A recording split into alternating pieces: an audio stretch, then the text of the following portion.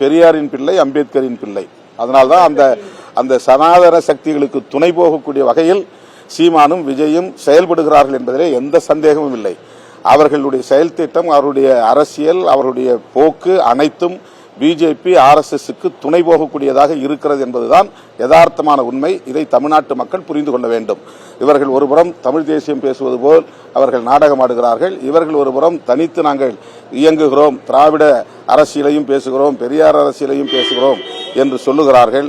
ஆனால் இதுவரையில் பிஜேபி பற்றியோ RSS பற்றியோ இதுபோன்ற சனாதன சக்திகளின் கிறிஸ்தவ மக்களுக்கு எதிரான தாக்குதலை பற்றியோ ஏதாவது விஜய் வாய் திறந்திருக்கிறாரா? ஏன் பேசவில்லை? அவர் கொள்கை எதிரி என்கிறார். கொள்கை எதிரி என்றால் அவர்களை கொள்கை அடிப்படையிலே விமர்சிக்க வேண்டிய ஒரு தேவை இருக்கிறதா இல்லையா? கண்டிக்க வேண்டிய நேரத்தில் கண்டிக்க வேண்டுமா இல்லையா? கண்டிக்க முடியாது. ஏனென்றால் அவர்களுக்கு இடையிலே அப்படி ஒரு உறவு இருக்கிறது என்பதுதான் உண்மை. அதேபோல பிராமண கடப்பாறையை கொண்டு பெரியார் இருப்பை தகர்ப்பேன் அப்படிங்கிறது தமிழ்நாட்டுக்குள்ள வேடிக்கை பார்க்க முடியாது. இந்த அரசியல் சாதாரணமான அரசியல் அல்ல. அவர் பேசுவது பெரியார் அரசியல் என்பது எளிய மக்களுக்கான அரசியல், விளிம்பு நிலை மக்களுக்கான அரசியல், SC ST OBC போன்ற ஒடுக்கப்பட்ட மக்களுக்கான அரசியல், பிற்படுத்தப்பட்ட மக்களுக்கான அரசியல். அந்த அரசியலையே தகர்ப்போம் என்று சொல்லுவதை எப்படி நாம்?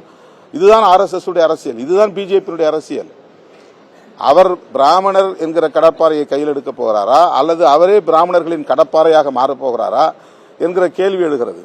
ஆகவேதான் இவ்வளவு நாள் அவர் தமிழ் தேசியம் பேசுகிறார் என்று எண்ணி நாம் இருந்தோம். ஆனால் அவர் பேசுவது இந்த சனாதன தேசியம் என்பது வெளிப்படையாக தெரிகிறது. அவரே ஒப்புக்கொள்கிறார். நான் பிராமண கடப்பாறையை கொண்டு திராவிட இருப்பை தகர்ப்பேன் என்பது திமுக என்கிற கட்சிக்கு எதிரான கருத்து அல்ல. அது நாம் எல்லோரும் பேசுகிற அரசியலுக்கு எதிரான கருத்து. இது கட்சி சாராத மக்களுடைய அரசியல். அது உங்களுக்கு எந்த கட்சியும் இருக்காது. ஆனா உங்க அரசியல் இந்த மண்ணிலே பெரியார் அரசியல் தான். அதுதான் அம்பேத்கர் அரசியல், அதுதான் இடதுசாரி அரசியல், அதுதான் மார்க்சிய அரசியல். அந்த அரசியலையே தகர்ப்போம் என்கிற போது அதுவும் பிராமணர்களை கொண்டு தகர்ப்போம் என்று சொல்வதை எப்படி நாம் வெறுமன காத்து அமைதியாக இருக்க முடியும், பேசாமல் இருக்க முடியும்? இது திமுகவுக்கு பேசவில்லை, நாங்களும் பேசுகிற அரசியலுக்கு ஆபத்து என்பதால் பேசுகிறோம். அதே பெரியாரே துருப்பிடித்த கடப்பாறைன்னு சொல்லி சீமான் சொல்லியிருக்காரு. அதே தொகுதியில் ஈரோடு நான் 25,000 ஓட்டு வாங்கி டெபாசிட் 25,000 ஓட்டு தானே, 25,000 ஓட்டு. அது எப்பவும் எல்லாரும் போடுவாங்க. திமுகவுக்கு எதிரான ஓட்டு MGR வாங்கியிருக்கிறாரு, ராமதாஸ் வாங்கியிருக்கிறாரு, விஜயகாந்த் வாங்கியிருக்கிறாரு. அது எப்பவும் ஒரு கட்சிக்கு எதிரான அரசியல் ஓட்டுங்கிறது இருக்கவே செய்யும். அந்த ஓட்டை அவ்வப்போது பலரும் வாங்கியிருக்காங்க. வைகோவும் வாங்கியிருக்காரு திமுகவை எதிர்த்து. திமுக எதிர்த்து MGR, திமுக எதிர்த்து வைகோ, திமுக எதிர்த்து விஜயகாந்த், திமுக எதிர்த்து ராமதாஸ், இப்படி எல்லாரும் வாங்கின வரிசையில் அவரு அந்த எதிர்ப்பு ஓட்டை வாங்கியிருக்கிறாரு. அவ்வளவுதான்.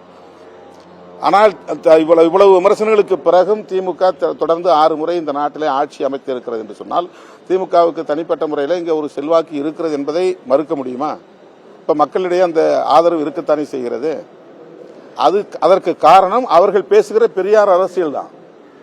திமுக பேசுகிற பெரியார் அரசியல் தான். பெரியார் அரசியல் என்பது அம்பேத்கர் அரசியல் தான், விளிம்பு நிலை மக்களுக்கான அரசியல் தான், உழைக்கிற மக்களுக்கான அரசியல் தான்.